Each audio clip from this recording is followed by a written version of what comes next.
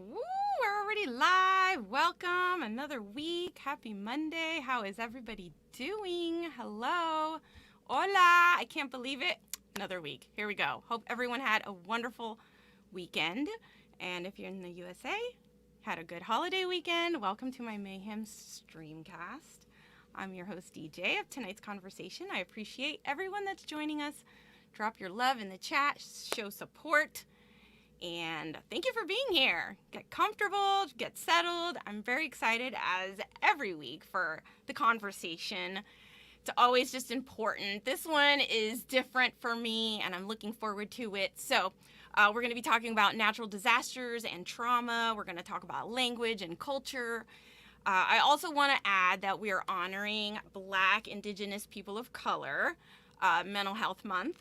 That's important. We want to bring awareness to the unique struggles of underrepresented groups that face the regard of mental health and their traumas, as well as just creating support and awareness to those issues and subjects. So we might touch a little bit on that. Again, I'm here every Monday night. Welcome. I want to highlight stories and expertise tonight to destigmatize and normalize mental health, disability, traumas, and such. So this is a place where I like to create mayhem and have these conversations, have opportunities. We can connect. We want to break stigmas, and we want to encourage acceptance. So welcome, everyone. I always add my trigger warning. We want to encourage discretion. Sometimes we talk about things that can be difficult or mature. And again, these are our opinions. So thank you to StreamYard for powering my show every week. I appreciate the platform, the service. And so welcome. Okay, I always want to add, thank you for following me on LinkedIn and Twitch. If you're here and you're showing support, if you're thumbs up on YouTube, it's really, really, really exciting for me to be able to do this and be here and available to encourage these conversations. So let me go ahead and switch gears. I'm excited. I need to go ahead and plug in my promo for my new little side biz. Let me see. I don't know how to do this. I'm learning. Okay, there it is. There's my new little overlay for our amazing company Arbonne that I have loved their products and I've been using them daily. They flourish with sustainable, healthy living. They're committed to holistic products using premium plant-based ingredients. They're vegan, cruelty-free. They are proud certified B Corporation. They want to meet the highest standards, verified social and environmental performance, public transparency, and legal accountability for balance, profit, and purpose. So you'll be hearing from me, and if anyone wants to connect with me, I'm here and available. So there's that little plug. All right, we're going to keep it moving because now I want to introduce my guest. And I know the chat is getting excited, and I don't want to hold up the chat. So I always like to bring out my guests, welcome them, have them welcome the chat, and then we can have our conversation tonight. This is really exciting. So I'm really, really excited to have Gennike here, Gennike Mayers. She's a language acrobat, which I'm going to know more about. She's a speaker, an author. She's an interpreter, also a literary translator. It's a lot of work. Amazing skills and gifts. She has a passion for building bridges with language and creating those, overcoming those barriers, helping others overcome those language barriers. She, takes a lot of care in her creating those connections and really taking pride in learning these languages to help others. She discovered a lot of her superpowers through disaster, death, and grief, and just really being a humanitarian. She worked and helped with the deployment in Haiti with the earthquake in 2010. So she's done a lot. We're going to talk a little bit about that. She's got amazing skills. So I'm going to go ahead and bring her out. Let's go ahead and bring out Gennike. Let's see. Welcome. Hi. Hi. Good I'm so evening. And It's thank a you for pleasure. that wonderful introduction. I was kind of debating, am I speaking English or Spanish with you? Because before we came on, you're not Spanish. Yes, un poquito. Hablamos un poquito si quiere. But, that's No my hay cultural language. It wasn't my first language. My first language is English. But going through, in family and dinner and at home, we always spoke Spanish, and as well as church. So. And that's point that you make, and I'm sure we come back to it when we talk about languages, like your home language, the language within your household, whatever reasons, and then the language of the country where you live, Yeah. you know, and the emotional connections. Right. There's a lot that goes into language and culture and how language is such a crucial pillar of culture. Absolutely. I'm excited. I don't know too much, so I was a little nervous. I tried to do my research, be a good host, prepare for tonight's conversation, but I'm really going to give you the lead and have you educate and give me some insight and really help me understand how we can bring more awareness and encourage acceptance when it comes to language and again humanitarian efforts and trauma, because I know you specialize in this and this is really fascinating. And Thank you so much, TJ, for allowing this space in the midst of the mayhem to really address something that's dear to my heart. And you touched on it in your intro, and if I can just dovetail there, I discovered one of my superpowers speaking in the midst of disaster.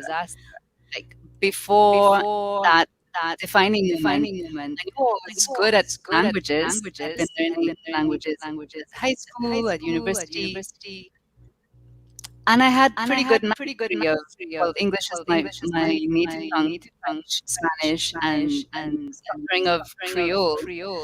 But it was only being deployed to Haiti after the 2010 earthquake that it really rang home for me how important it is to be able to speak the language of other people, and that it went beyond just speaking, went beyond just communicating. It became real connection, and in that very tragic, chaotic scenario, language was the bridge that allowed me to enter into spaces where maybe other persons could not have gone. And I talk about even a mental space because it allowed me to establish trust with persons who had just come through enormous tragedy, who were dealing with their own grief. And I, as a foreigner, the only bridge I had with them was being able to not just speak to them in their language, but to listen to them as they expressed all that they were going through. And they did that because there was like an immediate trust built just through the language. And that really was a defining moment for me when I realized, wow, this language thing, it's not just about a career. It's not just about being able to hop on a plane and go to a foreign country and feel at ease there. It's actually it's like a portal that allows you to really go straight to someone's heart. And that brings to mind this, it's a quote that's attributed to Nelson Mandela, that if you speak the language that a man understands, it goes to his head. But if you speak his native language, it goes to his heart. And I discovered the meaning of that quote in Haiti in the midst of disaster.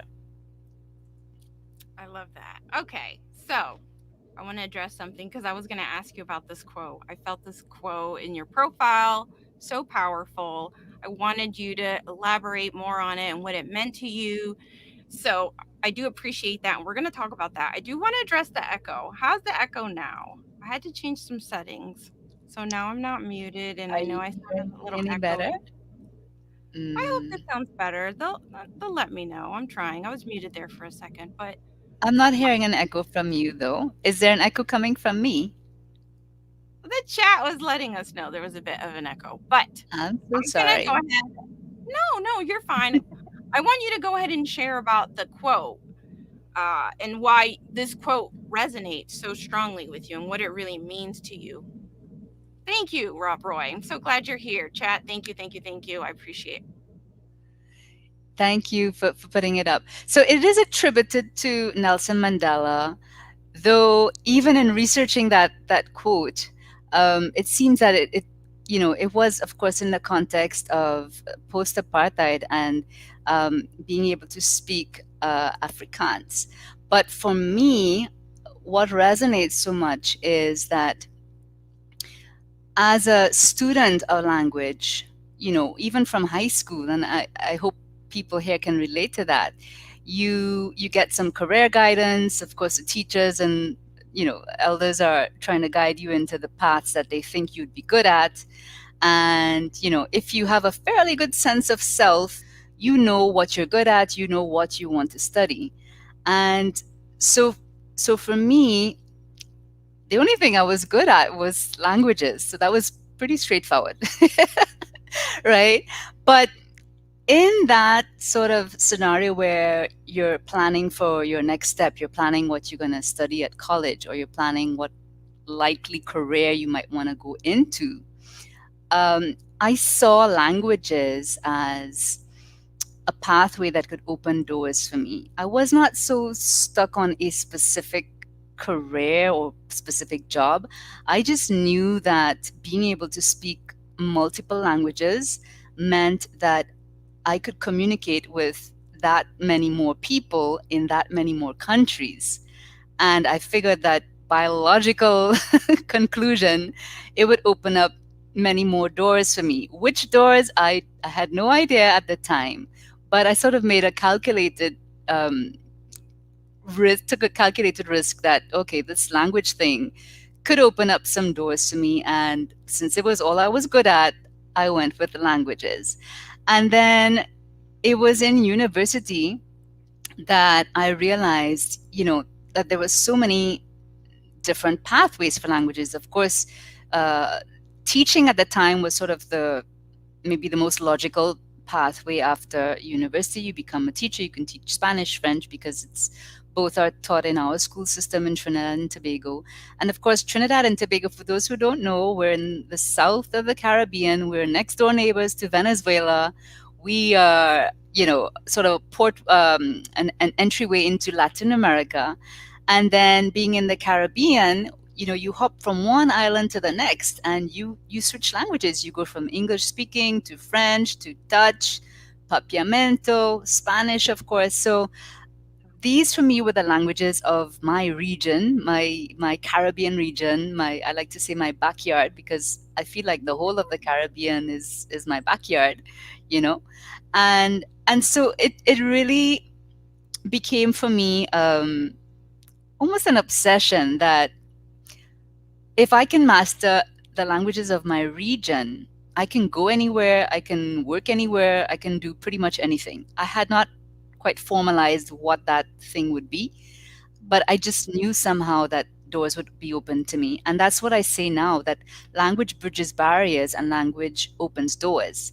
And so coming back to Nelson Mandela's quote, even at university, um, I was exposed to foreign students coming to Trinidad and Tobago to learn English. I had a French roommate in my second year of university. So though I had never actually set foot in a French-speaking country at that time, I had the benefit of having a roommate at university who she corrected my French and I corrected her English, and we learned so much from living together. We were, sharing a room, and of course, getting to know each other outside of classes. She had her own classes, a much lighter program, because she was there doing English as a foreign language, with the intention of working in the hospitality sector, and I was doing the full degree program. So even that connection with her, with living in close quarters with her, cooking with her, going out, hanging out, we developed such a bond that does not necessarily happen when you're in university. Sometimes you can really get on people's nerves if you're living in close quarters, and there's so many horror stories of people, having difficulties with their roommates or their flatmates. But for Regine and I, it was like, we hit it off right away, and I attribute that to languages, because I was speaking to her in the language of her heart, and she was speaking to me in the language of my heart. And Regine, I call her name because we met back in, that was must have been 1998, and just last year, 2020.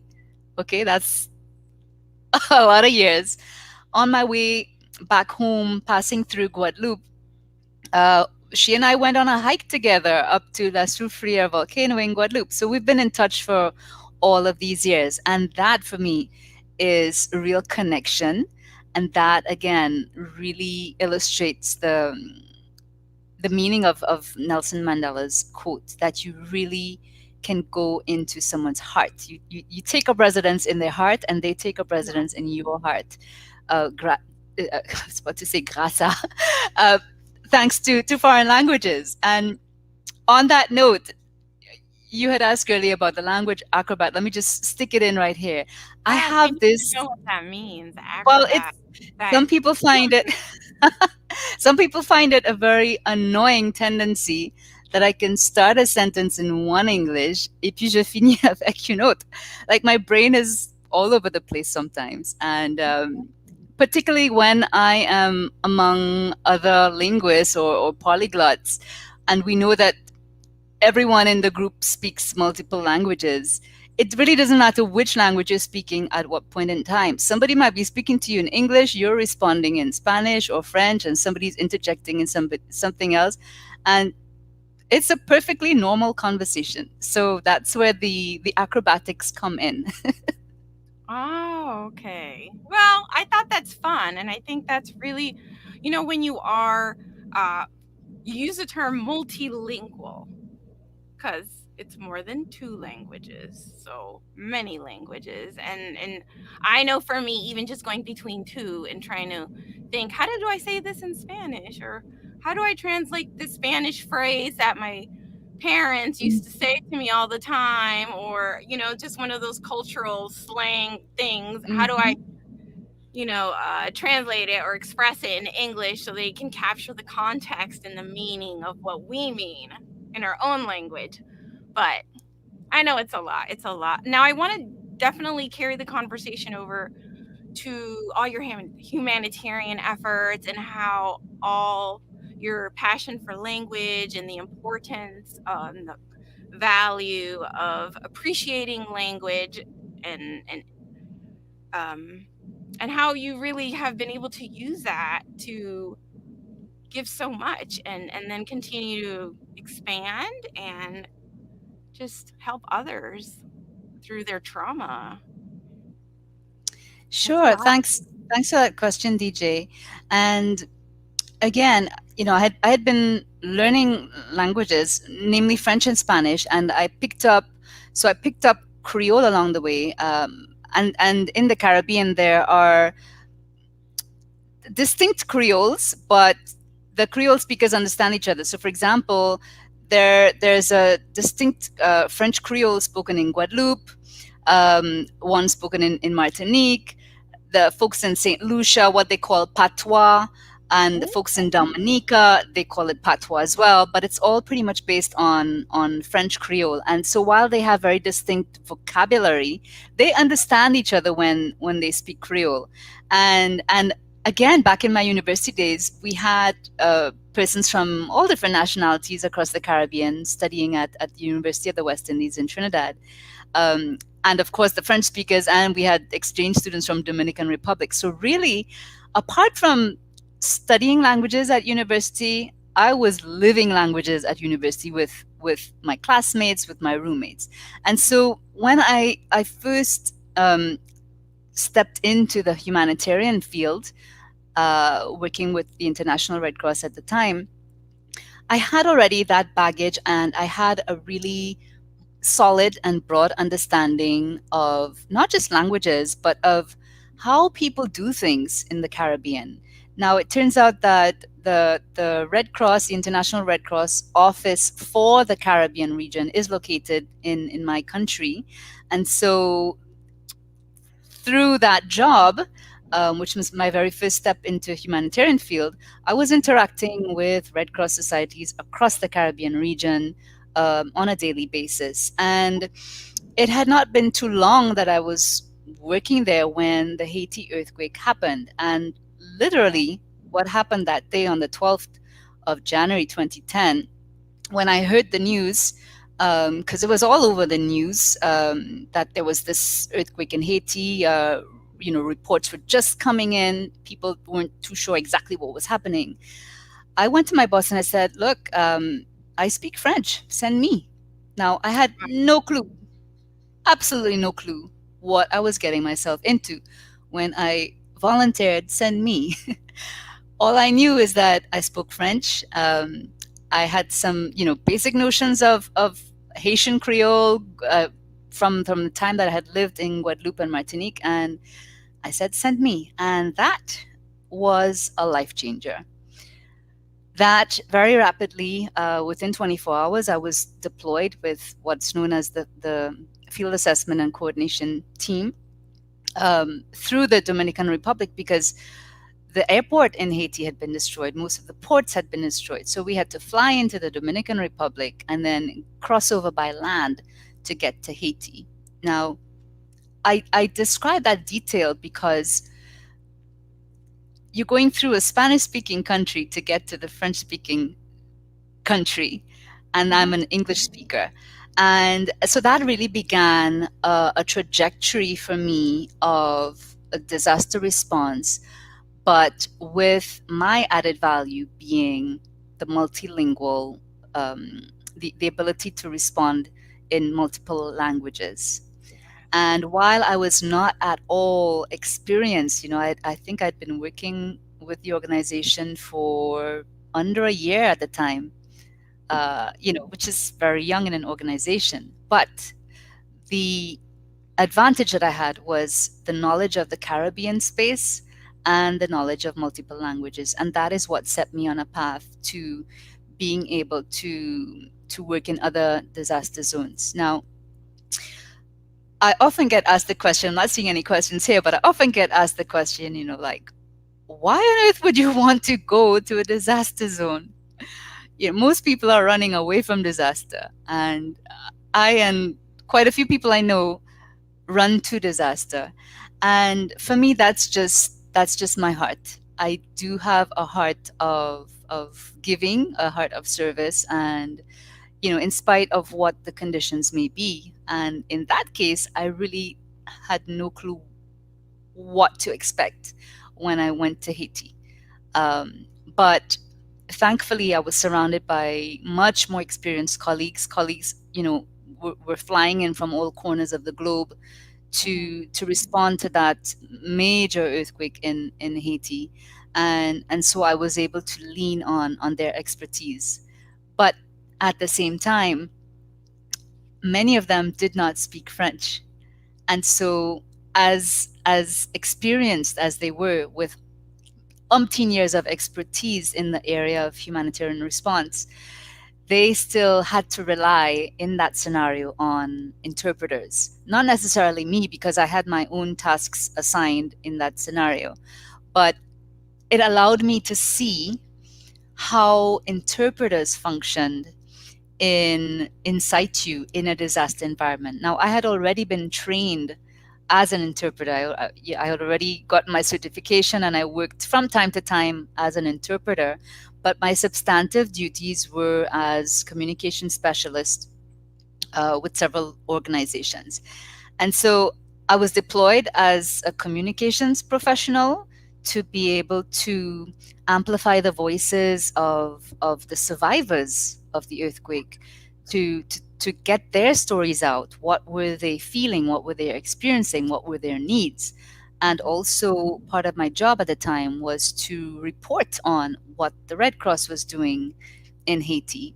So that was my substantive duties. But because of the language, because the fact that I mastered languages, I was able to do so much more. And as I said at the top of the program, it came down to just being able to establish trust with people, that they trusted me to share some secrets. Now, dark secrets, things that were happening even in the Trauma. midst of the disaster, the trauma, Yeah. just being able to hold people in my arms and you know say just speak words of encouragement to Comfort and them compassion. Yes. In their language. in their language. That again, coming Brings back to safety. Nelson Mandela's quote. Safety. Yes. And you touched, yeah, that's very important what you said, DJ. It's the notion of feeling safe, even in the midst of having no home to sleep in. These were people who had just lost everything. For some people, they lost their loved ones. Some of them managed to get away from, crumbling buildings, and nobody else from their family got away. These were people who may have lost their limbs, Mm-hmm. um, Oh, and these are the people that I was meeting. And so just to be able to listen to them and understand what they were saying and be able to say to them, listen, you know, give me your name, we're taking note, and so forth, and to be able to get their stories out, because you also had in those first days and weeks, the trauma of people trying to find their loved ones. Right now in the US in particular, I think people are seeing, or it's more fresh in their mind, the the collapse of the towers in Surfside in Miami. And oh, yeah. if you can recall those images, um, as shocking as they can be, think of what you're seeing there in Surfside, Miami, and multiply that maybe to the 10th degree. That's what people in Haiti were going through. And just trying to find out if their loved one is alive somewhere, because most people were at school or at work at the time of that earthquake. It was around 5 in the afternoon, 4 or 5 in the afternoon. And so, imagine you have no cell phone, you have no car, you have no means of knowing where your children are, your mom is, or so forth, and just trying to figure out, like, where am I? And you have humanitarians coming in that scenario. um how do you even communicate in that scenario? It has to be through trust and compassion. And I am so grateful to my language teachers to have poured into me their passion for languages, that I was able to pour out compassion through languages when I went to Haiti. Mm.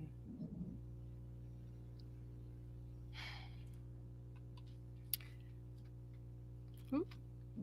Yeah, I think that's oh, we have a question. Hi Aldo. I feel like we've gotten so deep into our conversation and it's just fascinating the power of language, especially during trauma, natural disaster, when everything around you and to have again feel that comfort in someone that understands what you're saying without you having to again get through that barrier of language and communication in itself. I mean, communication is so important in just day-to-day life. I can only imagine when you're going through something so traumatic, your community, and it's not, it's not just like a personal trauma, it's a whole like trauma of a community, a nation, a country, a geographic location where it's really on a greater scale and heightened emotions, heightened fear, heightened everything. So, to be able to give that gift and find, uh, just genuine interest to really do that and to give that and to provide that. And it's so hard to be a humanitarian and find yourselves in those disaster. Now, I've never personally been in that, but I've considered it and I've tried to say, how could I take my experience working in social services, having a passion for psychology and mental health and counseling and giving to others. But, it does take a lot um, of a person to really be able to do that and to enter those types of environments to provide. So I appreciate you being here and sharing this, and I know people are finding valuable as well.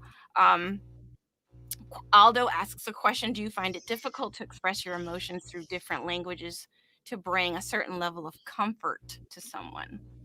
Good question. Gracias. Yeah, gracias, Aldo. You know, sometimes words fail in any language. Mhm. Um, when you're caught in emotion, whatever it could be love, it could be distress, it could be joy, and you can find no words to express yourself. I think that has more often been my case. But I want to just broaden this maybe, and mention that in the specific case of Haiti, and I mentioned it earlier about interpreters, that humanity, these international humanitarian experts coming in and having to rely on interpreters. Those interpreters were Haitians who mastered English for the most part. um, Likewise, Haitians who may have lost someone, but they had the gift of language and they were able to come to the assistance of the humanitarian community Keep facilitating that to effort. facilitate, that crossroads between the humanitarian response and the human Mhm. response. And I say this because it's so important to highlight the role of the Haitian people themselves.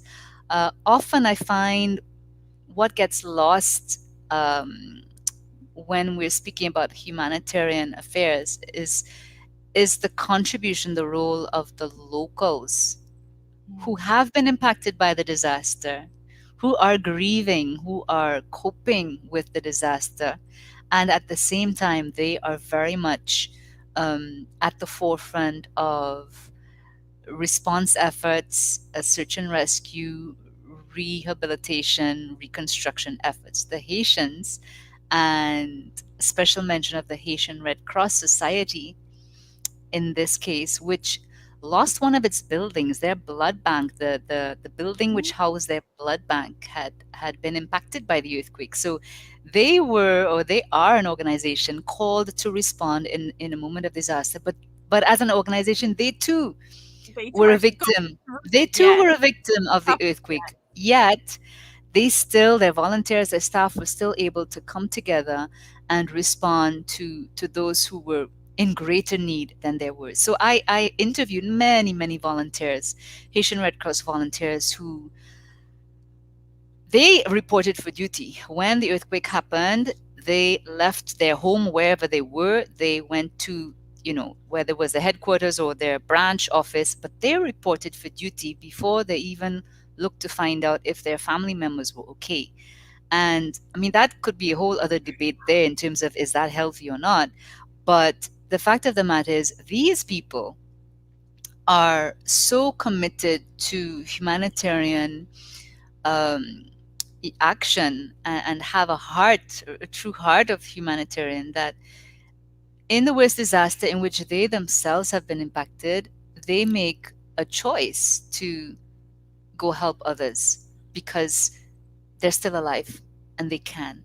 And I really wanted to highlight that. So, to your question, although I hope I have answered it, sometimes even speaking multiple languages um, may not necessarily help. Sometimes it's just a hug, sometimes it's a smile, sometimes it's crying Mm. with that person or giving them a shoulder to cry on. And that's all that needs to be communicated. And again, I would say, not to make this about me in any way, but what I have found in working in the humanitarian field for many years and in many different countries is that uh, that connection that you establish with local people, and whether these are our local colleagues, um, or persons who have been impacted by disaster, that trust that is established is is more than words can say. And that's where, Coupled with one, it's a coping mechanism, but also that's where healing can begin. It is Mhm. also in a very pragmatic sense, that's where you can gather information to be able to respond more appropriately to the real needs of people. And I want to just stick in a little anecdote there, that at the time in Haiti, one of the standard operating procedures is that you do an assessment of the needs, a needs assessment. That it's called a DANA, damage and needs assessment. And humanitarians, foreigners, were very surprised with the results of this Dana. I was surprised at everything because I didn't know anything. But, those who were experienced, they were quite surprised to learn that in the aftermath of an earthquake where people had no home to go Mhm. home to, had nowhere to sleep, they were sleeping under sort of tarpaulins with bamboo structures or sticks, make kind of makeshift structures. They had no food, no water, many people in dire need of medical attention. But Yes. the DANA, the damage and needs assessment, was basically saying people wanted jobs. Days and Yeah. weeks after the earthquake, people said that they wanted jobs. And when we scratched a bit more below the surface, it came down to something that I think Haitians are well known for now, the Haitian community. Earlier on, DJ, you were talking about the trauma on an individual level, but also Mhm. trauma on a community level or national level. Well, one of the things I think we can recognize our Haitian friends for is pride of working and pride of a job well done. So that even in the aftermath of disaster, they didn't want handouts. Yes, they needed water. Yes, they needed food immediately. But what they asked for was jobs. They wanted to be part of that humanitarian response and get paid for whatever they were doing so that they could have their own money to buy what they felt they needed at the time. Isn't that Oh, amazing?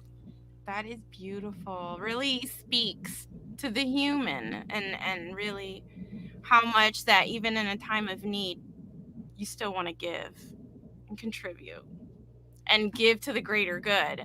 Be part of that movement, be part of that healing. Always, for me, for you, for many of us, I know that, uh, that's where we want to be.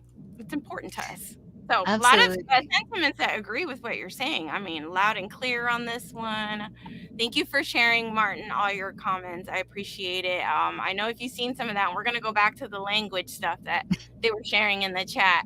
Um, so yeah, really, it's impressive how much heart and soul, uh, you know, Yeah, humans it's and even throughout their times of the most stressful devastation. We haven't really talked about, I mean, we talked about the earthquake, but, it's also to incorporate natural disasters, to include so many like fires mhm, that happened, hurricane season, and I know that we're preparing for a storm. It was hurricane level 1, the tropical storm. It's coming out of Cuba, so it'll be coming into the Gulf, into the United States, and just across like all the other volcanoes that erupt, and all those. You just want to think of all the individuals and the communities that really have to deal with that. Nepal, I think I was reading an article about, and that I was having a conversation in preparations for this, and just about how language can those very, what do you call those, like those uh communities that are very isolated, like in Nepal, that can mhm, just, yes. oh, let me see if I can find the article. But I just find that how important it is, to preserve language and to honor language. Well, while you look for it, DJ, I didn't work with the Nepal operation, but Wow. you know, I worked with colleagues who did in later operations, and Oh. the importance of native languages, because you Mhm. may have an official language in a country, but then you have all of maybe the tribal languages, indigenous languages, and other Right. languages, particularly in these huge countries, India, Bangladesh, Nepal, and most of the Yes. African countries who have so many very specific tribal languages. Hmm. And South America. No. as well, right next door. Ring of Fire, all that. I mean, there's just so much. Yes. Continue. And so in the context of disaster, being able to physically reach these people is already a challenge, but then being able to reach them when you don't speak their language, it's impossible. You have to rely on local knowledge, local people. And so, before we started the conversation, I was mentioning to you that there is this debate on within the humanitarian sector about um, what is known as a white savior complex, and it says what it is, where you have typically disasters happening in, let's say, the global south, essentially, Hmm. um, and you have essentially humanitarian workers from the global north who are responding. Now, this is where the expertise is coming from, but there is a debate that's saying, like, look, yes, we recognize that there may be persons with very, very unique expertise who need to be flown in or shipped in after a disaster to assist with what's going on locally. But how about we look at the local expertise? Because apart from maybe the technical skills, the people on the ground, the locals, as I said earlier, who have themselves been impacted, they're the ones who have the mastery of the local and indigenous languages. They're the ones who have the mastery of where The to find things. They're the resources. ones who can Yes. who can help you streamline your logistics and know which bridge you can pass over as opposed to which bridge you can't pass over. They have the local knowledge. And so the debate now in the humanitarian sector is it's also reaching into the notion of procurement. Very often, what you've had in the past, and that's changing a bit now, but in the past, you would have had aid coming in from overseas by the shipload, by the container load, or whatever have you. Whereas you, in some countries, and this was the case in Haiti, where rice was coming in and crackers and stuff were coming in from the US, from other countries. People, there was this wave of solidarity. Everybody wanted to give. People felt that food was the number one need, and so people were sending food, bottled water, and so forth. Oh, But yeah. guess what? While the capital of Haiti was destroyed, the productive agricultural lands out in the countryside, they were untouched. So there was food in Haiti. There was good food in Haiti. Ground Yeah. provisions, bananas, plantains, mangoes, avocados. They were Mm. producing food, and they had the means of bringing food from the outer regions of Haiti into the capital. Okay. So really and truly, at that time, people weren't starving because food was filtering in. There were no formal markets, but you had food. And so there was a bit of a clash in terms of, okay, why are we importing all of these container loads of rice, which was culturally irrelevant? And that's not the I'll give you need. not needed.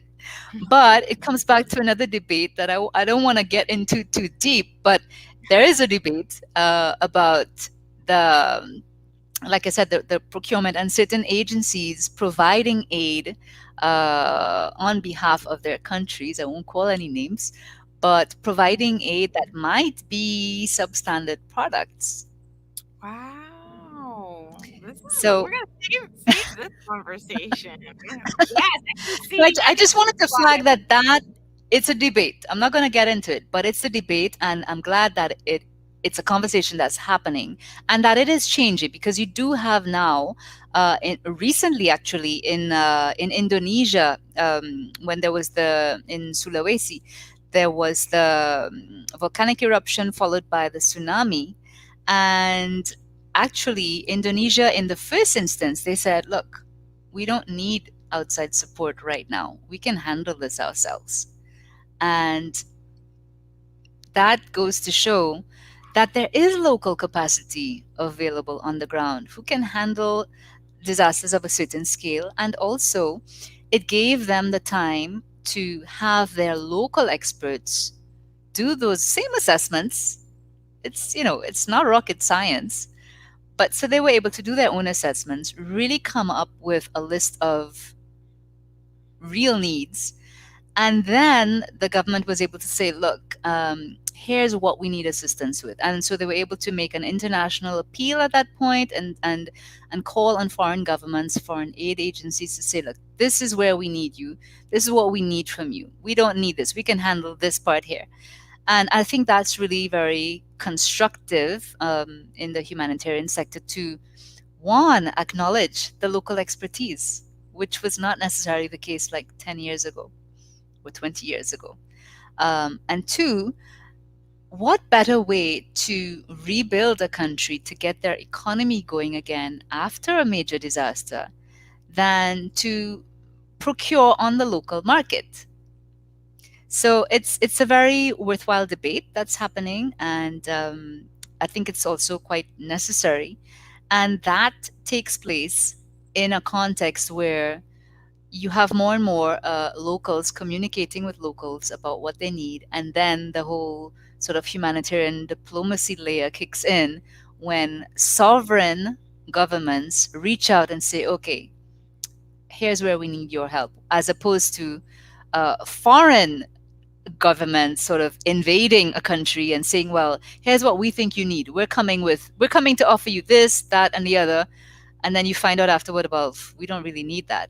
There's one anecdote actually of some food that was donated. I was working in Bangladesh at the time with the Rohingya refugee crisis. And of course, it's a majority Islamic country. The Rohingyas who escaped from Myanmar to Bangladesh, they were Muslims. And at that point in time, it was Ramadan. And one country who probably didn't do their research very well had sent in meat, canned meat, as a donation at a time where, of course, Muslims are fasting. So, there are all of these cultural sensitivities and cultural specificities that foreigners may just not know, not be aware of. And so if you lean on the local expertise, not only the language expertise, but their cultural understanding of what's right or wrong in this culture, what's acceptable, what's the cultural norm, then you have a better chance of recovering from disaster in a more holistic way.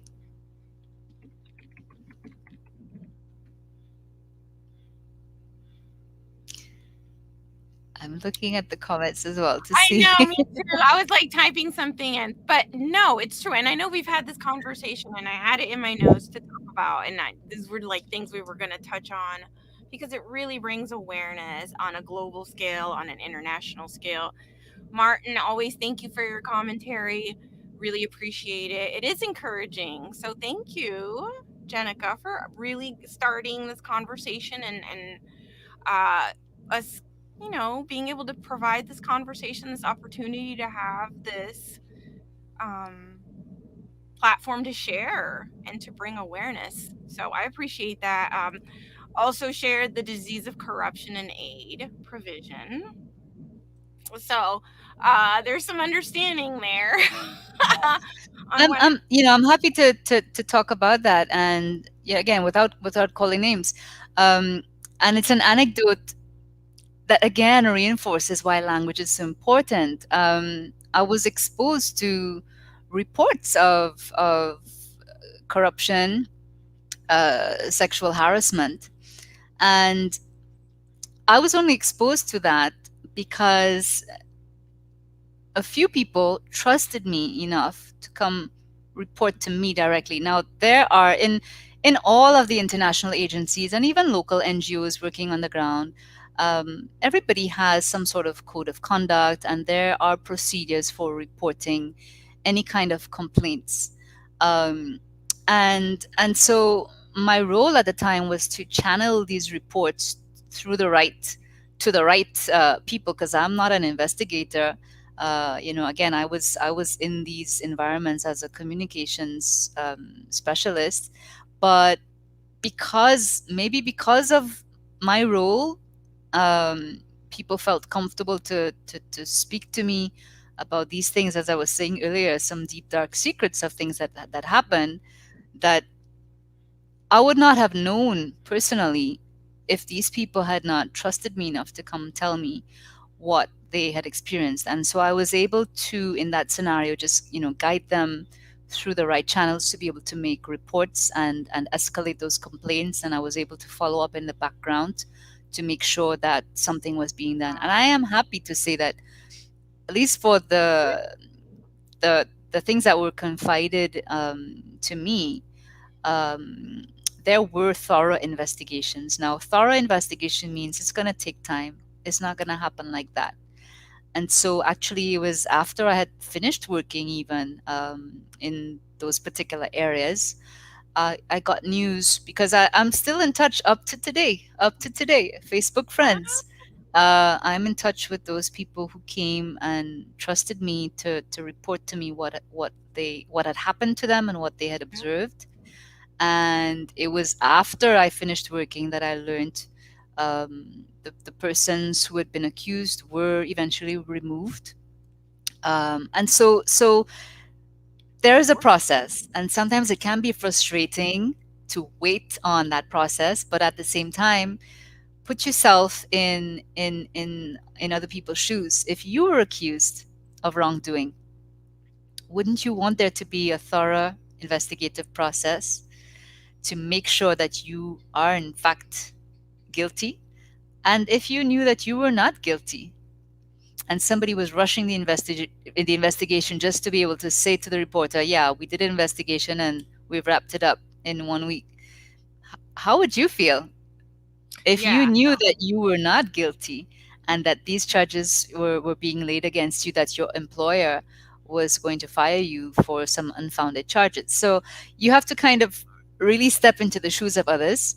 And like I said, I learned afterward, probably like a year after, that investigations were concluded, persons were removed from their jobs, and the persons who had the courage, because it takes courage to Oh, yes. report something like this to a stranger, um, An organization, another an agency. Yes. organization, whether it's a big organization or a small organization, you're taking on the institution.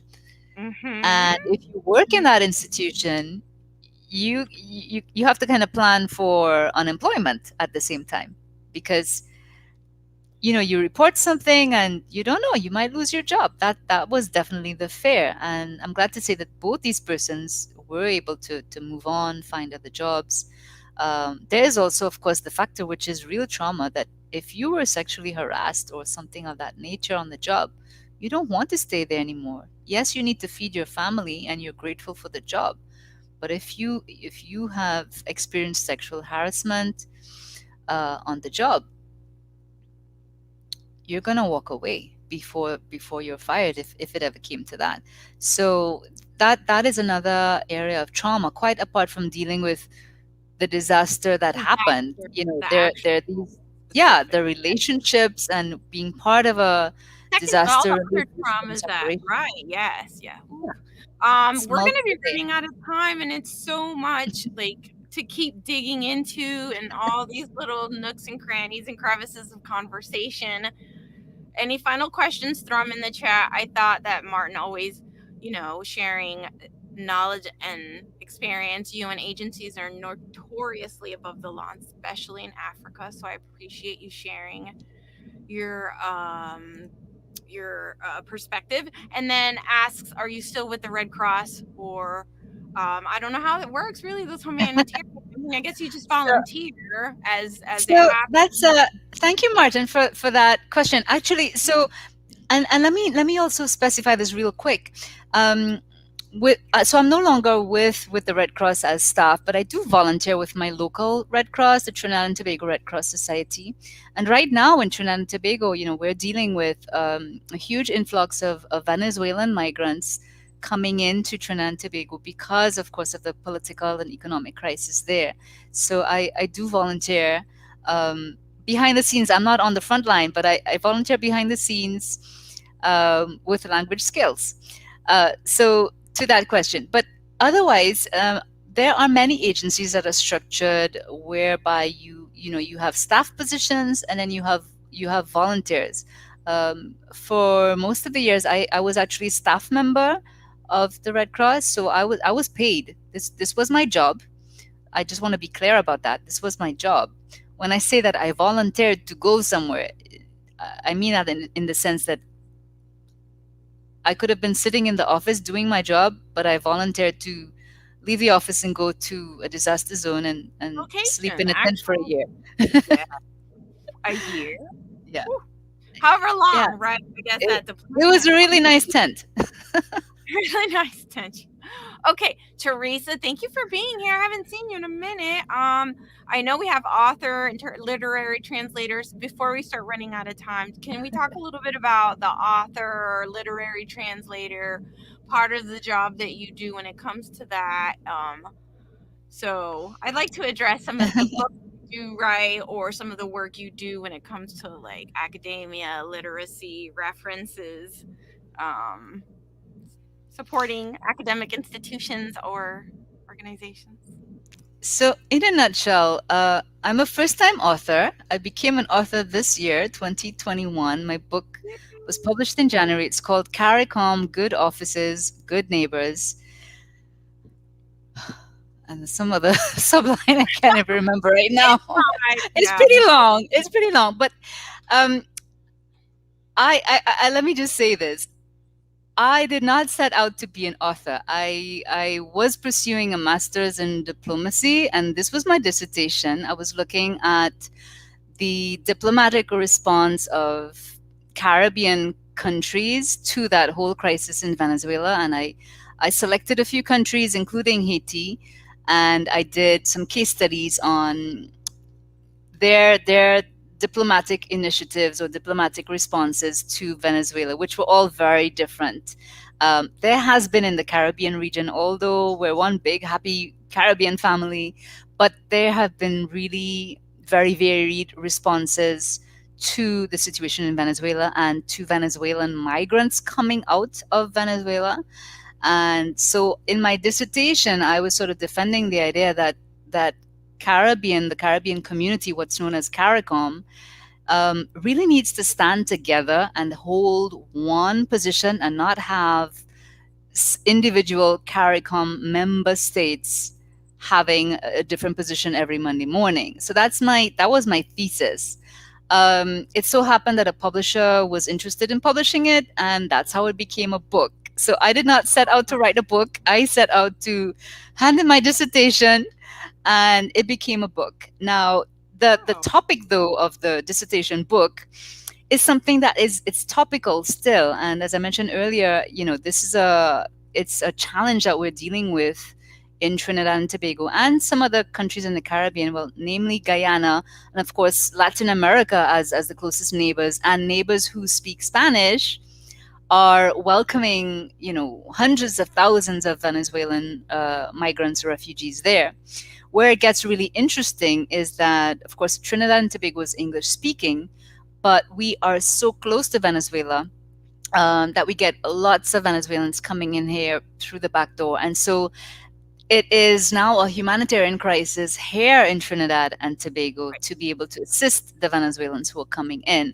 And all of this happening in the context of COVID-19, where our international borders are officially closed.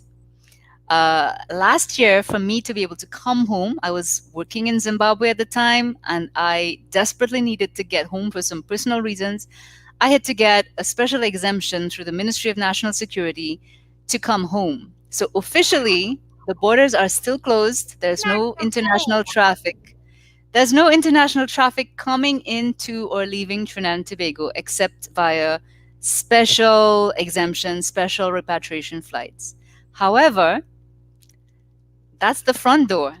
But through the back door, which is our maritime borders, we have boatloads of Venezuelans coming in who we don't know if they have COVID-19 or not, but this is all part of the I would say the perfect storm that we Mhm. have going on currently in my country. And so there's a humanitarian context of having to respond to the needs of the Venezuelans who are here, responding to their needs in guess which language? Spanish, Spanish. right? So there we go again, the need for Trinidadians and Tobagonians who master Spanish to be able to communicate with the Huh. migrants who are coming in. And in between, there are Venezuelan migrants who do speak English, and they're also stepping up to fill that role as liaison, as that bridge. I always refer to the bridge. To be able to help their countrymen and countrywomen access basic services in Trinidad and Tobago, whether it's health services, education, community facilities, housing, all the basic services Medical. that you need when you land in a country and you don't know where you are. So it's all of these dynamics going on, and I touched on these in my book.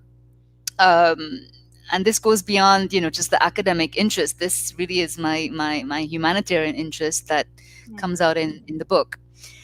And so to just transition quickly to the translation and the interpreting, that has been my passion forever. Um, but I only really took it up as my mainstay and founded my company or activated my company last year when I came home because I was so homesick in Zimbabwe and I had some personal issues to deal with back home. So I had to come home and I had to find a job. I left my job behind in Zimbabwe. And so I said, you know what, I'm gonna go full time into my passion, my side hustle. And so interpreting your needs, that's the name of my company. That's how it was formed.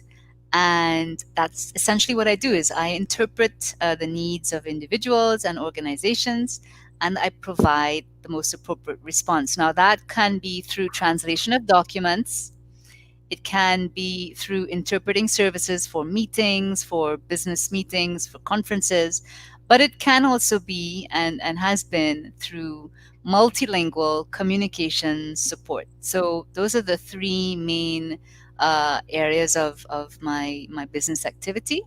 And right now, I can't say too much about it, but I've been commissioned to do a literary translation of a play by a well-known French author, French Caribbean author. And so that's going to be keeping me real busy this month.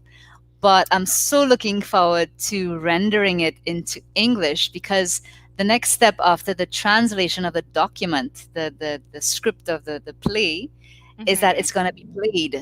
It's actually going to be in Oh, theaters in English, Spanish, and French. So so I'm super, super.